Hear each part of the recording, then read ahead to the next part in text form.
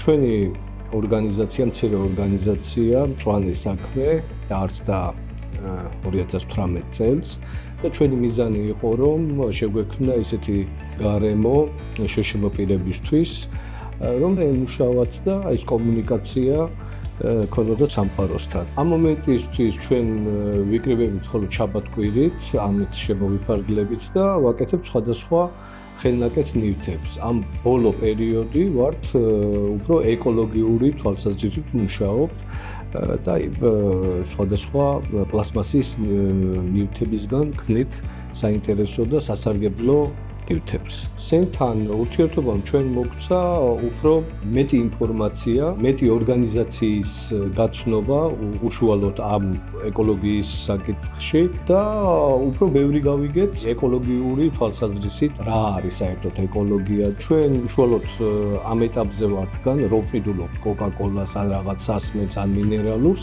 ჩვენ ბოთლებს არ ვაგდებთ.